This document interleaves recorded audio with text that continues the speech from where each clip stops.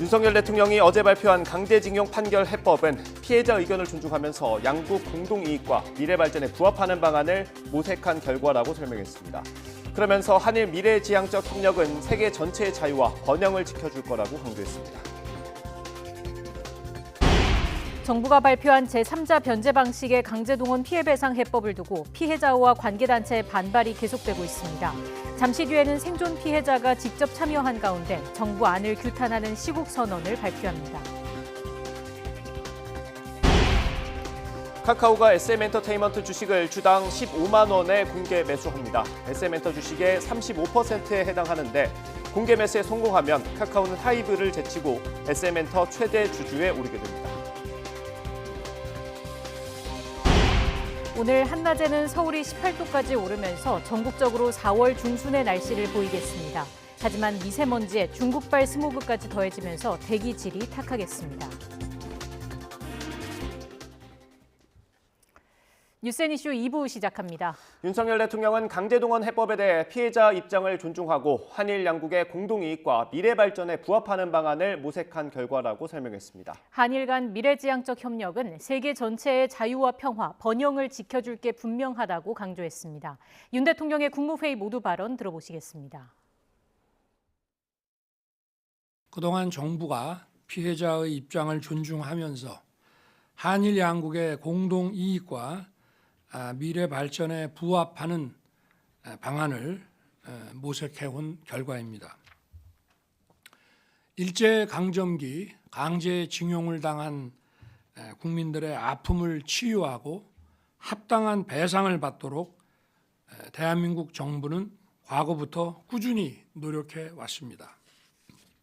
한일 간의 미래지향적 협력은 한일 양국은 물론이거니와 세계 전체의 자유, 평화, 번영을 지켜줄 것이 분명합니다. 국무위원들께서는 양국의 미래지향적 협력을 위해 양국 정부 각 부처 간 협력 체계 구축과 아울러 경제계와 미래 세대의 내실 있는 교류 협력 방안을 세심하게 준비하고 지원해 주기 바랍니다. 바이든 미국 대통령은 신기원적인 새 장을 열 거라고 환영했습니다. 미국 언론은 한일 두 나라의 오랜 갈등이 풀릴지 주목하면서 미국의 화해 압박을 이번 정부안 발표의 배경으로 분석하기도 했습니다. 워싱턴에서 권준기 특파원입니다. 미국 국무부 대변인은 브리핑 시작과 함께 첫 번째 주요 현안으로 일제 강제동원 해법에 대한 미국 입장을 밝혔습니다. 이번 해법이 역사적인 발표라며 이를 기반으로 한미일 삼각공조를 더욱 발전시키길 바란다고 말했습니다. The Republic of Korea and Japan are two of our most important allies in the Indo-Pacific and globally, and stronger ties between them advance our own shared goals. 미 국무부는 바이든 행정부 들어 한미일 세 나라 관계 증진에 얼마나 많은 공을 들였는지 강조했습니다.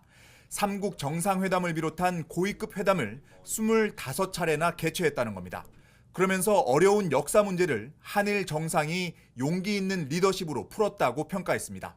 Both President Yoon, Prime Minister Kishida have demonstrated bold vision. They have demonstrated courageous leadership by taking this step forward. 국무부 대변인은 일본이 피해자에게 사과해야 하는지 질문에는 그건 미국이 답할 게 아니라 한국과 일본이 풀어야 할 문제라고 선을 그었습니다. 외신들은 이번 해법으로 오랜 갈등을 겪은 한일 관계가 봉합될 수 있을지 주목했습니다. 로이터는 미국이 중국과 북한의 위협에 맞서기 위해 한일 간 분쟁 해소를 압박해왔다고 전했고 월스트리트저널도 한일 두 나라가 화해한다면 중국, 북한에 대응하기 위한 미국 주도의 동맹국 협력이 증진될 것으로 관측했습니다. 워싱턴 포스트는 전문가 말을 인용해 배상안이 제대로 작동되도록 할 책임은 이제 전적으로 일본에 있다며 한국은 할 수 있는 최대한 어쩌면 그 이상을 했다고 평가했습니다. 워싱턴에서 YTN 권준기입니다. 유럽연합 EU는 현지 시각 6일 일제강점기 강제동원 문제 해법을 제시한 한국 정부 결정에 환영한다는 입장을 밝혔습니다. EU 외교부 격인 대외관계청은 이날 저녁 대변인 명의로 짤막한 성명을 내고 한국과 일본 간 양자 관계를 개선하고 미래지향적 관계를 구축하기 위한 노력의 일환으로 발표된 중요한 조처를 환영한다고 밝혔습니다. 안토니오 구테르스 유엔 사무총장도 미국의 소리 VOA 방송의 논평 요청에 최근 한일 간의 긍정적인 교류와 미래지향적인 대화를 환영한다고 답했습니다. 윤석열 대통령이 이달 16일부터 17일까지 일본을 방문해 기시다 후미오 일본 총리와 회담하는 방향으로 조율하고 있다고 일본 교도통신이 한일 외교 소식통을 인용해 보도했습니다.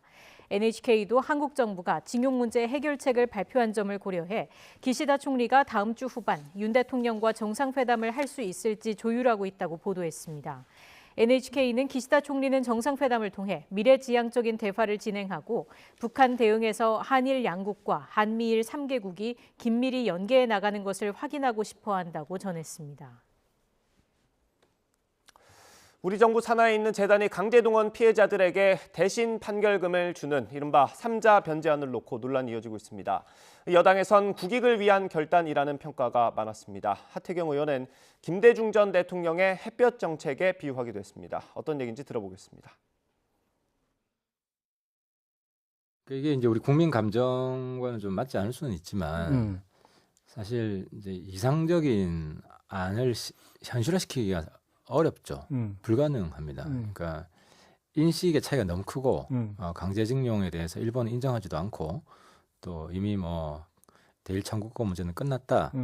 이제 이런 입장이 확고하고 근데 이제 그래서 새로운 접근법이 좀 필요해요. 필요한데 저는 좀 긍정적으로 보는 게 이게 일종의 이제 김대중식 대일 햇볕 정책이라고 좀 보거든요. 대일 관계에서도 이제 햇볕 정책적 접근을 하면 일단 관계 개선을 하고 그러면서 중장기적으로 일본의 잘못된 역사 인식을 바로잡고 그리고 일본 국민들과의 신뢰 속에서 이런 걸 아무튼 이런 방법이죠.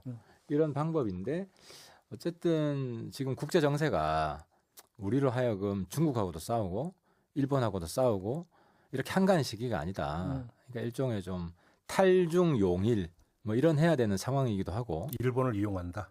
그렇죠. 그래서 이제 또 한 가지 이제 문제의식은 우리가 이제 한일 국력 경쟁에서 이겼다는 것도 있어요. 반면 한일 양국의 역사적인 문제에서 일본은 빠지고 피해자와 우리 정부가 다투는 꼴이 됐다는 지적이 많습니다. 과거사에 대한 일본의 사과는 반복돼야 한다는 주장도 있습니다. 이전 정부 청와대에서 일하고 외교부 차관을 지냈던 최종권 교수 인터뷰 들어보겠습니다. 저는 대한민국 국민을 갈라치게 하고 게다가 우리 피해자들 그 쓰리고 서러웠던 시절에 일본에 강제로 끌려가서 피해를 보셨던 분들에 대한 2차 가해라고 생각합니다. 이 한일 간의 문제 그리고 역사의 문제를 일본은 쏙 빠지고요. 우리끼리 소위 지지그볶게 만드는 그렇죠. 그리고 거기다 미래를 걸었는데요. 한 가지 말씀드리고 싶은 것은 어제 기시다 총리와 하야시 외상의 발언이 저는 이 우리가 지금 논의하고 있는 문제의 핵심을 짚고 있는 일본 측의 관점이라고 생각합니다. 기시다 총리가 뭐라 했냐면 한국 정부의 조치는 한일 관계를 건전한 관계로 돌리는 거다. 그동안 불건전했다는 얘기거든요. 민주주의 국가는 그러면 안 되죠. 뭐냐면 자기들이 과거에 군국주의와 반인권 제국주의를 신봉했었고 그리고 거기에 반일륜 범죄를 저질렀는데 지금 그들은 존재적으로 이걸 거부하는 거예요. 인정하지도 않고요. 두 번째는 왜 자꾸 사과하라고 우리 쪽한테 이 소위 비난을 하잖아요. 사과라는 행위는 그리고 더불어 화해라는 관계는요. 반복을 통해서 설정이 되거든요. 우리 정부의 3자 변제안 발표와 함께 양국 정부는 수출 규제 문제를 논의합니다. 우리 정부는 WTO 분쟁 절차를 중단하고 일본 정부는 수출 관리 정책 대화에 조속히 나서기로 했습니다. 이승윤 기자가 보도합니다. 지난 2018년 우리 대법원이 일본 피고 기업에 강제징용 배상 판결을 내리자 일본은 보복 조치에 나섰습니다. 이듬해 7월 반도체와 디스플레이 제조에 쓰이는 불화 수소 등 세계 품목에 대한 수출 규제를 단행한 겁니다. 또 화이트 국가 리스트에서 한국을 배제했습니다. 이에 대해 우리 정부는 이를 WTO에 제소해 분쟁 해결 절차가 진행되어 왔습니다. 그로부터 3년 8개월 뒤 한일 정부는 2019년 7월 이전 상태로 되돌리기 위해 양자 협의를 신속히 해나가기로 했습니다. 한국 정부는 관련 협의가 진행되는 동안 WTO 분쟁 절차를 중단하기로 하였습니다. 일본 정부도 상응하는 조치에 나서기로 했습니다. 한일 간 수출 관리 정책 대화를 곧 개최하기로 한 겁니다. 삼성전자 등 반도체 업계는 비용 감소와 불확실성 해소에 도움이 될 것으로 기대했습니다.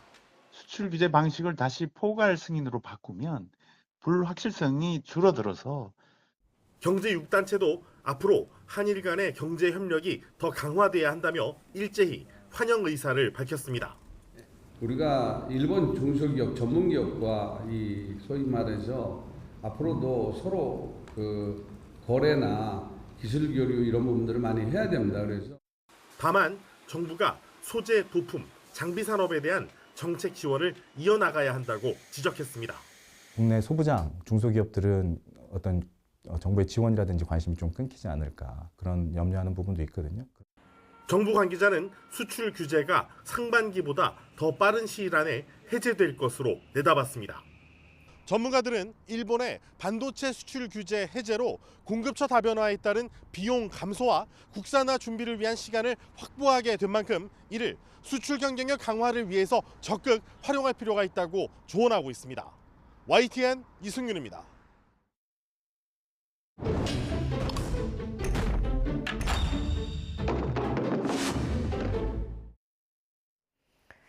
외교부는 정부산하재단이 일본 기업을 대신해서 강제동원 피해자들에게 불법 행위에 대한 위자료를 지급하는 방안을 어제 발표했습니다.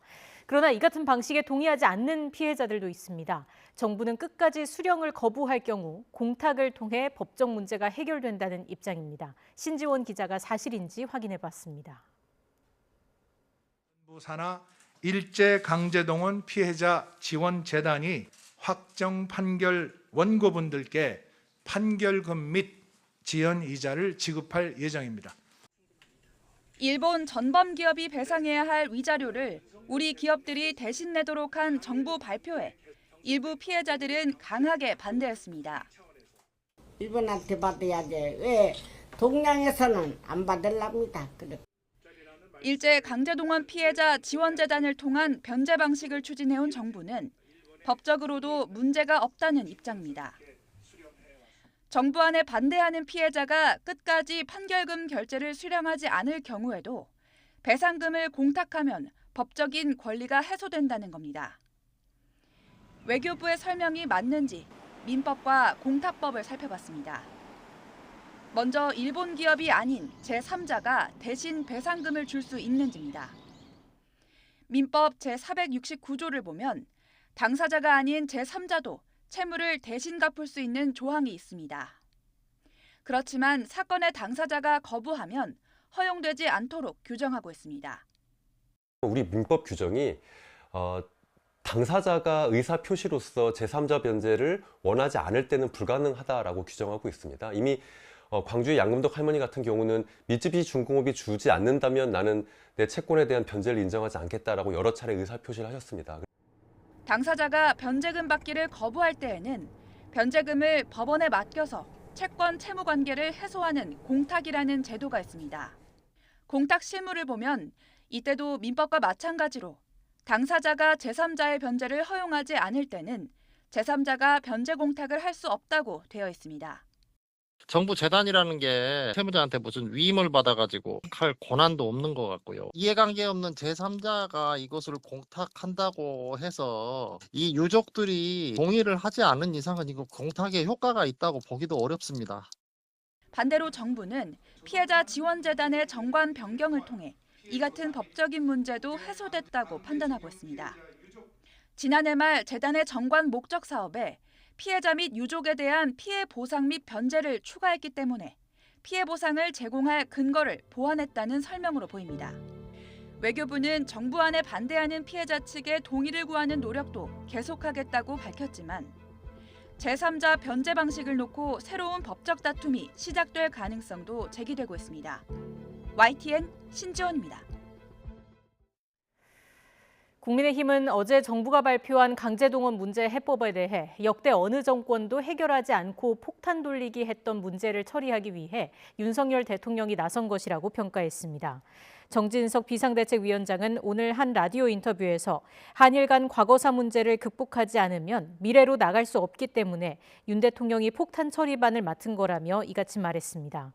이어 더불어민주당이 정부 해법을 두고 삼전도의 굴욕 등 표현을 쓰고 있지만 제3자 변제 방식은 민주당의 아이디어였다면서 정파적이고 편협한 시각을 바꾸라고 비판했습니다. 더불어민주당 이재명 대표는 정부가 강제동원 배상 해법으로 제3자 배정 방식을 내놓은 것은 국가의 자존심을 짓밟고 피해자의 상처를 2번 헤집는 계묘늑약과 진배 없다고 비판했습니다.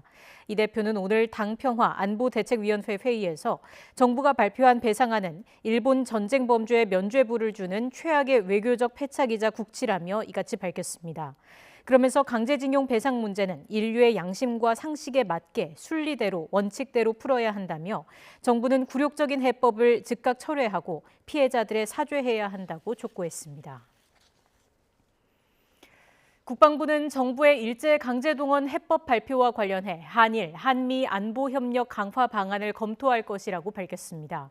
전하규 국방부 대변인은 정부의 강제동원 해법 발표 이후 국방 분야 현안 해소 전망에 대한 질문에 국방부도 한일 및 한미 안보협력 강화를 위한 제반 사항을 검토해 나갈 것이라고 답했습니다. 다만 한일 간 미해결 사안인 초계기 갈등에 관해선 초계기 관련 사안은 강제동원 문제와 무관한 사안이라고 선을 그었습니다.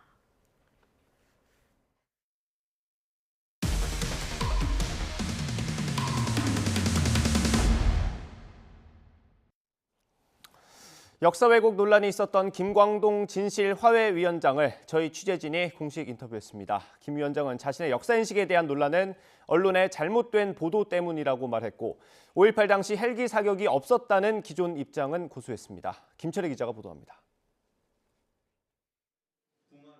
지난 1월 국회 소통관. 4.19와 부마항쟁, 5.18 등 민주화운동 단체가 기자회견을 위해 한자리에 모였습니다. 참가자들은 김광동 위원장이 역사를 왜곡했다며 사과와 사퇴를 요구했습니다. 김광동 위원장이 즉각 사퇴할 것을 요구한다.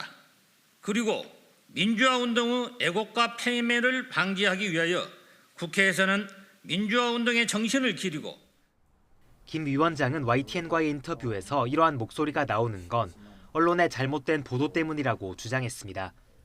특히 4.19에 대해선 민주주의 혁명이 맞는다고 생각한다며 기존 입장을 바꿨습니다. 다만 시민들이 민주주의를 지향한 건 더 잘 살아보기 위해 즉 산업화를 원했기 때문이라고 설명했습니다. 배고파서 우는 백성이다라는 것은 4.19 단체들이 얘기한 것이지 제가 얘기한 것이 아닙니다. 잘 사는 번영체제를 만드는 토대를 다지기 위해서 민주체제를 지향했다는 것입니다. 5.16 군사 쿠데타가 4.19 혁명을 계승했다는 주장은 이번에도 굽히지 않았습니다. 김 위원장은 4.19 참가자들부터 자신의 의견에 동의하고 있다면서 그것이 광범위하고 포괄적으로 근현대사를 이해하는 방법이라고 했습니다. 80년 5월 광주에서 헬기 사격이 없었다는 주장 역시 그대로였습니다. 고 조비오 신부 재판에서 헬기 사격 존재가 확인된 것 아니냐고 물었지만 사법부 판결을 부정하는 발언까지 내놨습니다. 법원에서는 5.18에서 헬기 사격이 있었다고 하던데. 법원 판결문을 한번 다시 읽어보세요. 그게 그 사건의 진상을 밝힌 법원 판결문인지. 북한 개입설에 대해선 북한이 여러 사건에 관여하고 개입을 시도했던 만큼 광주 민주화운동 과정에도 그런 시도가 있었을 수 있다는 가능성을 제시한 거라고 주장했습니다. 최근 위안부 존재를 검증해야 한다고 말해 논란을 일으킨 이재봉 진실화해위원 후보자에 대해서도 물었습니다. 김 위원장은 개인 의견 표명을 놓고 손가락질해선 안 된다는 말로 입장을 대신했습니다. 역사 사건에 대해서 어떤 판단하고 개인적인 의견을 표명한 것이 어떤 사회적 지탄의 대상이 되고 이 방향으로 가는 것에는 동의하지는 않습니다. 현재 국회에는 진실화해위원장이 헌법이나 법률을 위배한 경우 탄핵할 수 있게 하는 과거사 정리법 개정안이 발의돼 있습니다. 이에 대해 김광동 위원장은 국회가 논의할 일이라며 답하지 않았습니다. YTN 김철입니다. 김광동 위원장은 보수 진영 인사로는 이례적으로 위원회 활동 기간을 연장하고 재단 형태로의 상설화도 필요하다고 밝혔습니다. 계속해서 김철희 기자가 전해드립니다. 지난해 12월 12일 김광동 2기 진실화해위원회 상임위원이 두 번째 위원장으로 임기를 시작했습니다. 김 위원장 취임 직전 위원회는 진실규명 신청을 마감하고 본격적인 조사에 들어갔습니다. 벌써 3개월이 지난 지금 김 위원장은 광범위한 현대사 사건을 처리하기엔 위원회에 주어진 2년이란 시간이 너무 짧다고 말합니다. 다뤄야 할 사건은 훨씬 많아졌는데 시간이나 인원은 줄었다는 점을 지적했습니다. 2만 건이 넘게 신청이 되어 있습니다. 그리고 조사 기간도 1년 짧고 또 조사 인원도 적습니다. 당장은 법에 따라 위원회의 임기를 1년 연장할 생각이지만 이것만으론 충분치 않다는 겁니다. 맡은 임무를 제대로 수행하려면 조직의 상설화가 필요하다는 게 김 위원장 생각입니다. 상시 연구 조직을 만들어 진실 규명에 나서야 한다는 건데 재정 부담에 부딪힌다면 진실화해 재단을 만들어서라도 지원에 나서야 한다고 했습니다. 희생자들의 피해 구제에 대해서도 구체적인 대안을 제시했습니다. 배보상위원회를 만들어 시간과 비용을 줄이자는 게 핵심입니다. 효율적이고 조속하고 비용도 절약하고 또 전문적인 배보상위원회를 통해서 바로바로 심사돼서 피해 구제가 될 수 있는 방안을 찾고자 하고. 김 위원장은 집단 수용시설 인권 침해, 입양 문제에 이어 적대 세력에 의한 희생을 남겨진 과제로 꼽았습니다. 특히 인민군에 의한 기독교인 희생이나 경찰 가족의 희생에 더 많은 관심을 기울이겠다고 강조했습니다. 마지막으론 신청이 접수된 사건의 성격과 관계없이 충실히 조사하겠다면서 이렇게 부탁했습니다.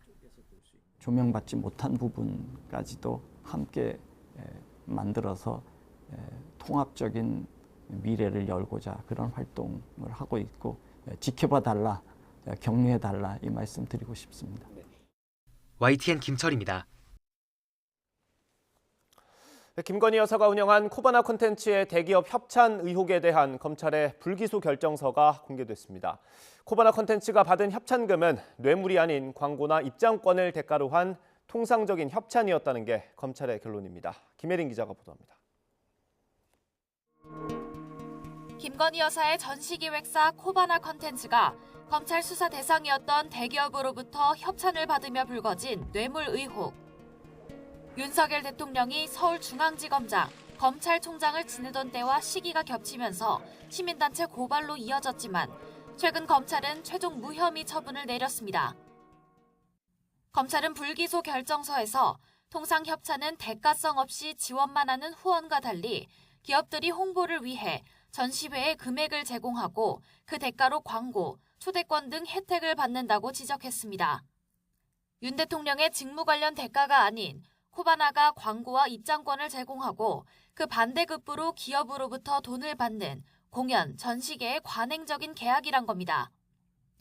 검찰은 또 불기소 결정서를 통해 수사 대상이 된 기업이 이를 무마하려 암묵적으로 청탁했을 가능성을 일축했습니다. 1억 2천여만 원을 협찬한 도이치모터스 권오수 회장이나 4,400만 원을 협찬한 삼성카드와 관련한 형사사건은 모두 윤 대통령의 근무지가 아닌 곳에 접수돼 청탁 동기가 없다고 봤습니다. 또 다른 협찬사인 신한저축은행, 게임빌 역시 협찬 기간 서울중앙지검 등의 관련 사건이 접수되긴 했지만 혐의 없음 등으로 처분된 사안이라고 지적했습니다. 다만 검찰은 핵심 당사자인 김 여사에 대해선 강제 수사 없이 2차례 서면 조사만 진행했습니다. 김 여사 등을 고발했던 시민단체는 검찰의 처분을 신뢰할 수 없다며 윤 대통령과 김 여사를 뇌물수수와 청탁금지법 위반 등 혐의로 공수처에 또다시 고발했습니다. 검찰에 의해서는 더 이상의 진상규명이 어렵다고 판단하여서 야수파 결탁전만 공수처에 금일 고발 조치하였습니다. 이런 가운데 검찰은 삼성전자가 김 여사 소유의 서울 서초구 아파트에 7억 원대 전세 계약을 맺은 것이 뇌물성 계약이라는 의혹에 대해서도 공소시효도 끝났고 계약 자체도 정상적이었다고 결론냈습니다. YTN 김혜린입니다. 국민의힘 주호영 원내대표는 더불어민주당과 정의당이 특검을 추진을 논의 중인 대장동 50억 클럽 의혹을 검찰이 철저하게 수사하라고 촉구했습니다. 주 원내대표는 오늘 원내대책회의에서 50억 클럽 의혹 해소에 대한 국민적 요구가 있고 특검법이 국회에 제출된 상황을 감안하면 철저한 수사가 필요하다며 이같이 말했습니다. 네, 이어 국민이 보기에 검찰 수사에 미진한 부분이 없어야 특검 요구가 줄어들지 수사 이후에도 의혹이 남아있으면 결국 특검을 받을 수밖에 없는 상황이 올 수 있다고 강조했습니다. 주 원내대표는 이재명 대표가 수사받는 상황에서 민주당이 특별검사를 추천하도록 하는 민주당의 특검 법안은 범인이 스스로 수사할 사람을 정하는 것과 같다며 고양이에게 생선 가게를 맡기는 격이라고 비판했습니다. 민주당 비명계를 중심으로 이재명 대표의 결단을 촉구하는 목소리가 계속되고 있습니다. 그게 아니면 당직을 개편해야 한다는 주장도 나왔습니다. 조홍천 의원은 정부 여당이 잇따라 실책을 하는데도 민심이 움직이지 않는 건 심각한 상황이라고 분석했습니다. 라디오 인터뷰 들어보겠습니다. 솔직히 제가 여러 번 말씀드립니다만은 지금 최고위원을 포함해서 또 정무직 당직자들 사무총장이라든가 전략기획위원장이라든가 여러 당직이 다 완전히 일색으로 지금 돼 있거든요. 그러니까 여론조사가 어떻게 나와도 그건 모집단 포집이 잘못된 거다. 이렇게 말씀을 하시고 그러니까 참 많이 괴리감을 느끼고 답답해 하는 거죠. 정말 우리 사회가 갖고 있는 모든 그 모순을 축약적으로 갖고 있는 그런 이슈입니다. 공정과정이 말로만 하지만은 완전히 거꾸로 갔죠. 학폭, 책임 안 지고 거짓말로 어떻게든 모면하려고 하고 그리고 또 검사야?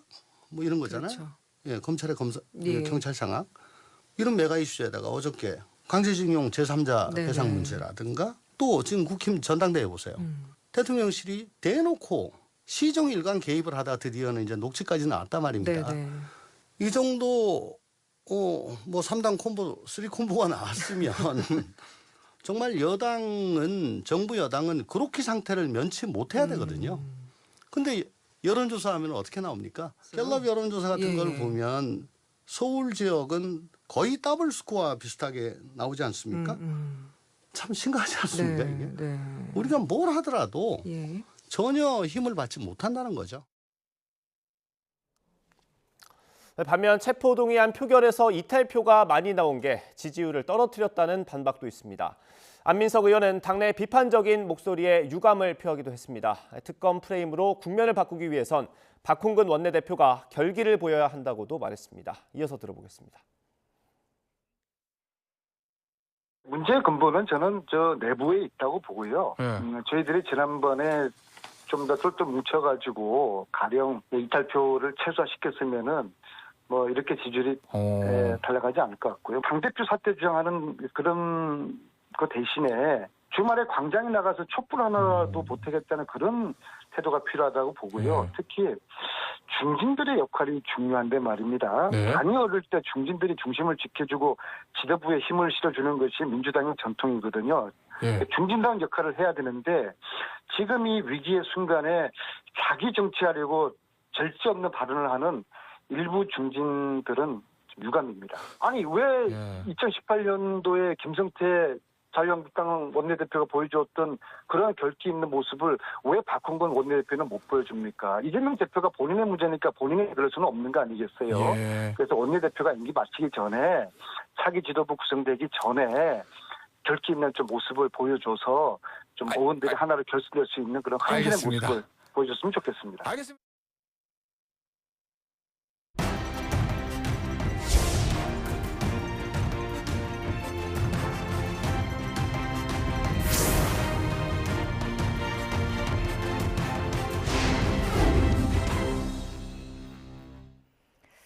우리나라 초중고 학생들의 사교육비 지출이 또 최고치를 경신했습니다. 지난해 지출한 사교육비는 학생 한 명이 한 달에 41만 원으로 2007년 통계 작성 이후 최고였고 총액으로 따져도 26조 원, 역시나 최고치입니다. 취재기자 연결해서 알아보겠습니다. 최명신 기자. 네, 최명신입니다. 네, 학생 수가 줄었는데도 사교육비 지출 총액이 늘었다고요? 네, 지난해 초중고등학교 학생은 528만여 명으로 1년 전보다 4만 명 정도 줄었습니다. 하지만 사교육비 총액은 23조 4천억 원에서 26조 원으로 오히려 10.8% 늘었습니다. 2007년 통계 작성 이후 최고치입니다. 일단 사교육을 하나라도 받은 인원 자체가 전체의 78.3% 늘었고 참여 시간도 일주일 평균 7.2시간으로 증가했습니다. 학생 1인당 한 달에 쓰는 사교육비도 늘었습니다. 전체 학생을 대상으로 했을 때 지난해보다 11.8% 오른 41만 원으로 40만 원대를 돌파했고요. 참여 학생만을 대상으로 하면 52만 4천 원입니다. 초중고등학교별로 보면 참여 학생만 대상으로 했을 때 한 달 사교육비가 초등학생은 44만 7천 원, 중학생은 57만 5천 원, 고등학생은 69만 7천 원으로 조사됐습니다.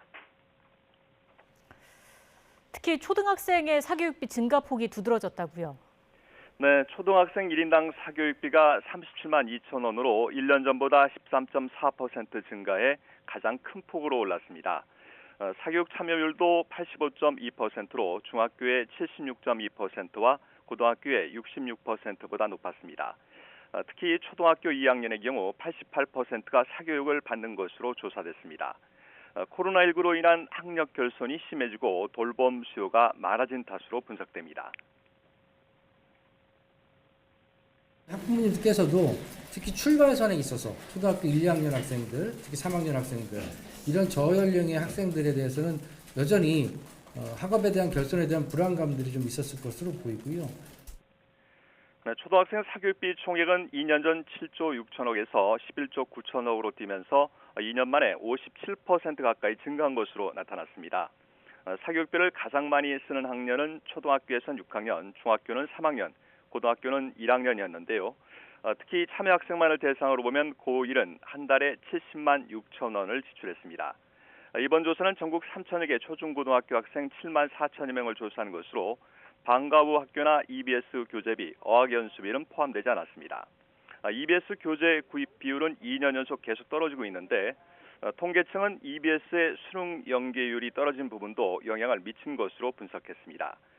교육부는 2009년에서 2015년 사이 공교육 정상화 정책으로 사교육비가 줄었지만 2021년 이후엔 코로나19 이전 수준 이상으로 반등했다며 2014년 이후 9년 만에 사교육비 종합 대책을 마련해 상반기 중에 발표하겠다고 밝혔습니다. 지금까지 사회부에서 YTN 최명신입니다.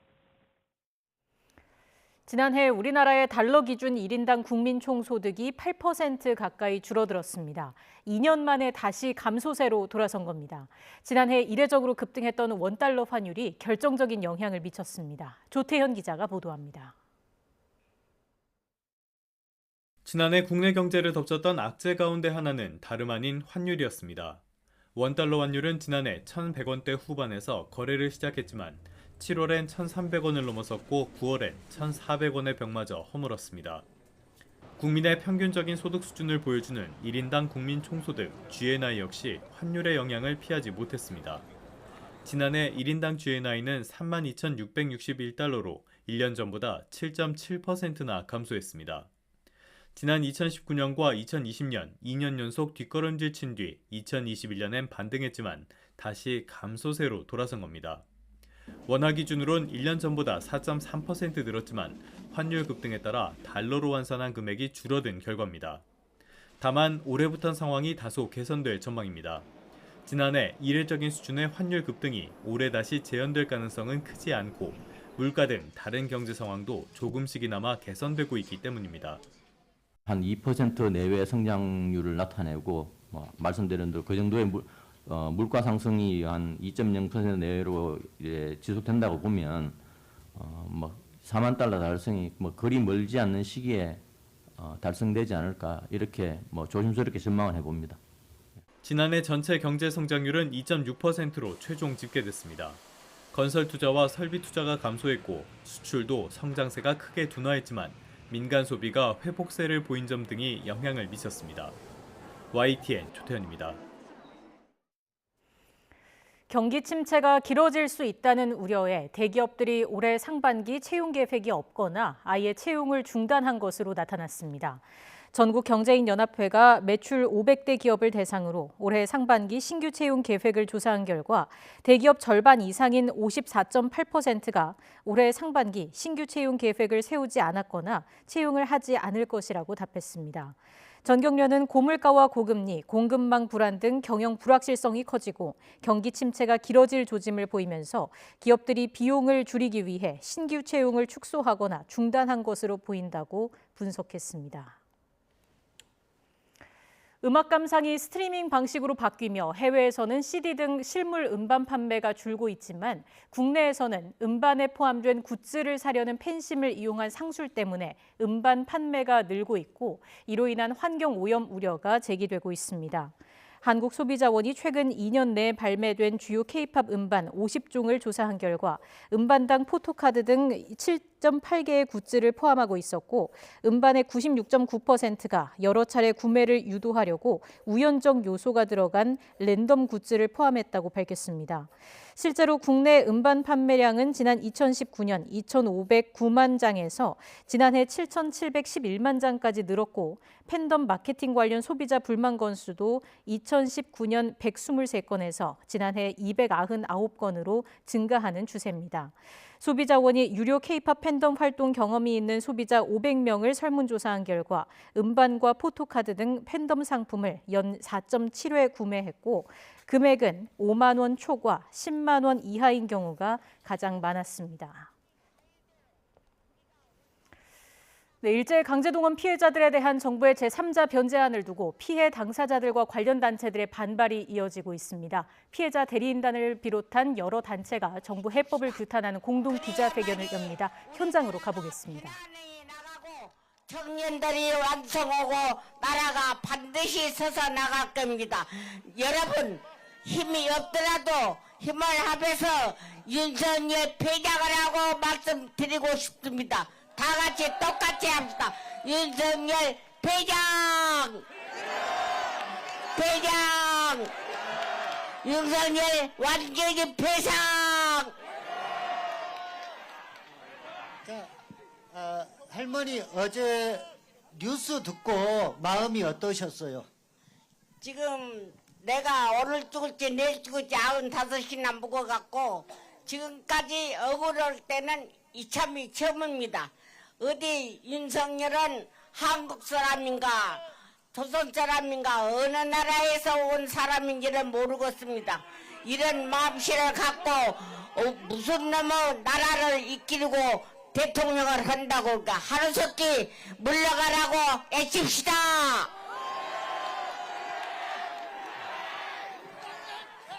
할머니 일본에서 돈 받기 어려우니까 우리 정부가 대신 기업들 모아가지고 할머니 곧 드리겠다고 합니다.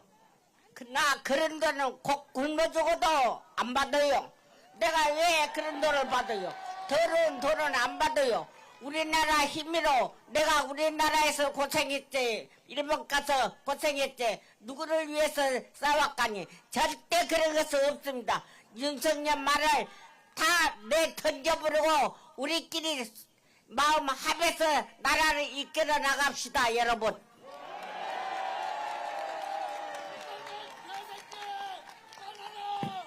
할머니 혹시 더 하실 말씀 있으셔요? 많이 있지만은 여러 양반들 시간도 있고 여하튼 어쨌든지 우리 힘으로 윤석열을 몰아씌우고 우리 마음대로 나라를 이끌어 나갑시다. 여러분 감사합니다.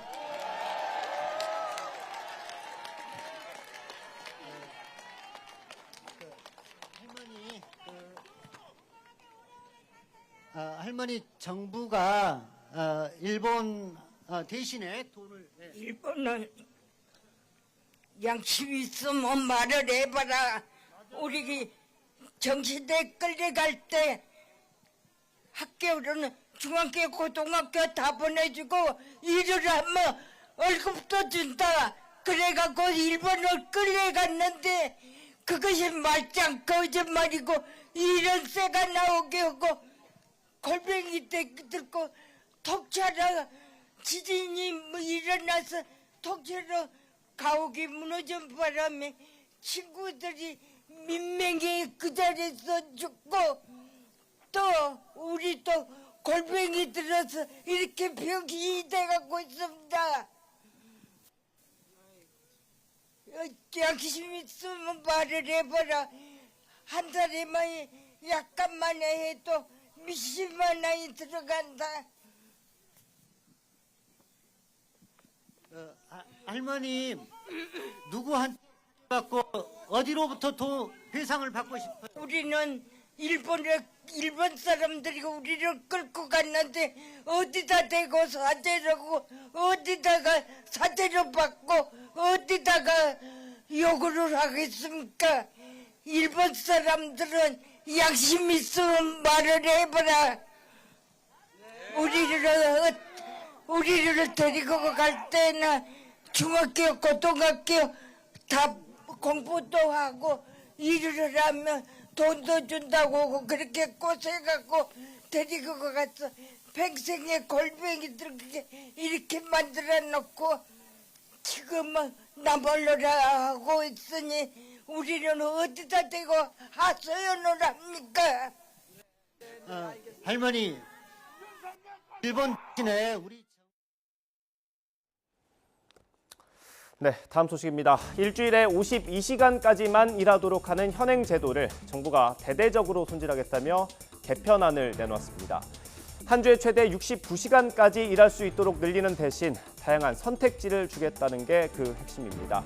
구체적으로 어떻게 바꾸겠다는 건지 한번 보겠습니다. 월 단위로 계산했을 때입니다. 최대 연장 근무 시간이 52시간입니다. 한 주에 근무하는 시간이 52시간을 넘을 수 없다는 지금의 숫자와는 좀 다른 뜻입니다. 그렇다고 이 연장 근무 52시간을 한 주에 모두 몰아서 쓸 수는 없습니다. 건강권을 보장하기 위해서 정부는 두 가지 조건 가운데 선택할 수 있게 했습니다. 첫째, 근로일간 11시간 연속 휴식 또는 일주 64시간 상한 준수. 둘째, 4주 평균 64시간 이내 근로 준수. 네, 저희가 그래픽으로 계산하는 방법을 그려놨습니다. 11시간 휴식 옵션을 선택했다고 한번 가정을 해보겠습니다. 하루 24시간 중에 11시간을 쉬면 13시간이 남습니다. 여기에 4시간당 휴식 30분을 보장하는 현행법을 적용하면 하루 최대 근무할 수 있는 시간은 11시간 30분이 됩니다. 이걸 6일 동안 근무하면 최대 69시간을 일하게 되는 겁니다. 다만 월 단위로 쓸 수 있는 최대 연장 근무 시간이 52시간인 걸 고려하면 둘째 주는 최대 23시간 연장 근무가 가능하고 연장 근무 52시간을 모두 쓰면 나머지 주에는 연장 근무 없이 40시간만 일할 수 있습니다. 최대 연장 근로 시간 단위는 현행 주 단위에서 월이나 분기, 6개월, 1년까지 탄력적으로 조정할 수 있게 했습니다. 다만 장시간 연속 근로를 막는 차원에서 분기 이상은 연장 근로 한도를 줄이도록 설계했습니다. 이게 정부 설명입니다. 경제단체들은 정부안에 대해서 노동개혁의 출발점이라고 반겼습니다. 특히 특정한 시기에 업무가 몰리는 벤처나 게임 업계는 숨통이 튀었다고 평가하기도 했습니다. 하지만 노동계는 압축 노동을 조장하는 계약이라고 반발하고 있습니다. 윤혜리 기자가 보도합니다. 그동안 근로시간 유연화를 요구해온 경제단체들은 이번 정부 개편안을 반기고 있습니다. 한국경영자총협회는 업무량이 늘어도 유연하게 대응하기 어려웠던 어려움이 해소될 수 있을 것이라며 노동개혁의 출발점이라고 평가했습니다. 전국경제인연합회도 기업의 업무 효율을 높이고 근로자들의 생산성이 올라갈 것이라고 기대했고 대한상의도 노사 간 근로시간 선택권을 보장할 수 있게 됐다고 강조했습니다. 특히 벤처나 게임 업계는 특정 업무가 몰리는 시기에 근무 시간을 탄력적으로 조정할 수 있어 숨통이 튀었다는 반응입니다. 벤처 기업들은 그 단기간에 어떤 이제 그 집중적으로 이제 개발이라든가 이런 업무를 해야 되거든요. 이거를 통해서 좀 해결될 수가 있고 그러다 보면 이제 뭐 여러 가지 그 기업 입장에서는 뭐 어떻게 보면 좀 숨통이 튀었다고 할까요? 한 발 더 나가 중소기업 업계는 업무량이 많을 땐 일본처럼 월 최대 100시간 또는 연 720시간까지 일할 수 있어야 한다고 주장했습니다. 노동계는 근로자의 건강권을 사실상 포기한 장시간 노동 회귀안이라며 강하게 비판하고 있습니다. 민주노총은 주 5일 아침 9시부터 자정까지 일을 시켜도 합법이라며 노동자의 이익은 찾아볼 수 없는 계악이라고 지적했습니다. 한국노총도 초장시간 압축노동을 조장하는 법이라며 특정 시기에 집중적으로 일하고 그 이후에 휴식을 취해서는 근로자의 건강을 절대 유지할 수 없다고 반발했습니다. 게임업계에서 소프트웨어 개발을 앞두고 잦은 밤샘으로 장시간 업무를 이어가는 근무 방식, 이른바 크런치 모드를 합법화하는 시대 역행 제도라는 비판도 만만치 않습니다. 게임업계 사람들 대다수가 선택적 시간 근로제 등의 유연 근로제를 이미 사용하고 있어요. 굳이 다른 법안을 가져와가지고 예전으로 회귀하는 이런 거는 명백하게 크런치를 합법화하는 제도라고 생각을 합니다. 산업 현장에서는 주 52시간 제도가 이제 자리를 잡았는데 또다시 혼란을 가져오는 건 아닐지 우려하는 목소리도 나옵니다. YTN 윤혜리입니다.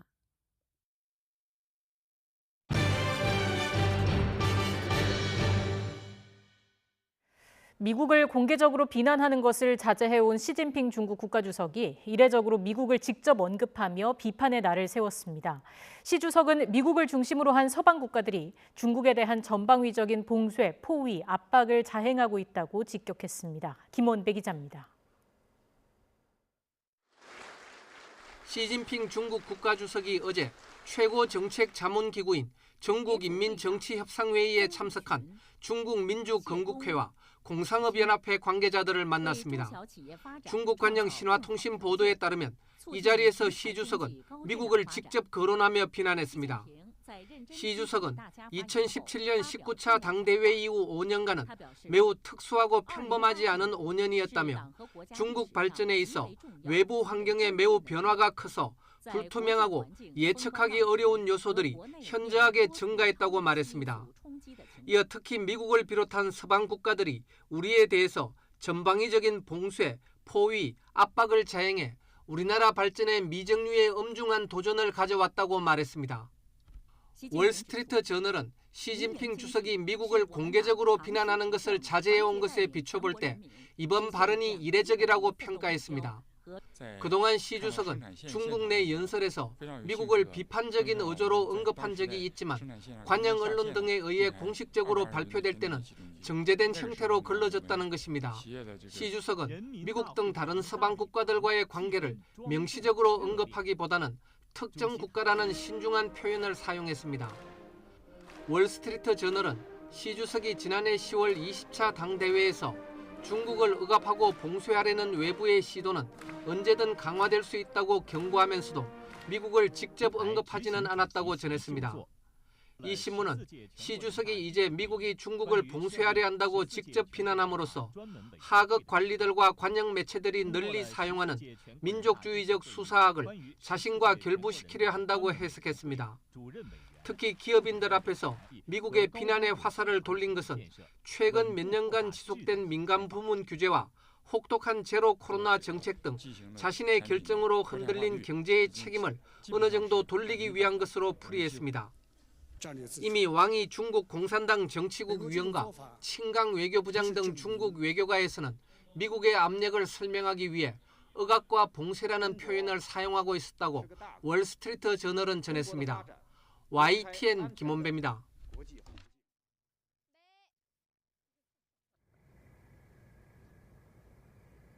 봄 기운이 점점 더 무르익어가고 있습니다. 따스한 봄볕에 남서풍까지 가세하면서 기온이 빠르게 오르고 있는데요. 현재 서울 기온은 벌써 영상 17도, 강릉은 무려 23도에 육박하고 있습니다.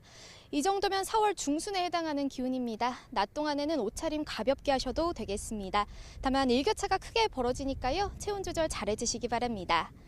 오늘도 맑은 날씨가 이어지면서 대기는 무척 건조합니다.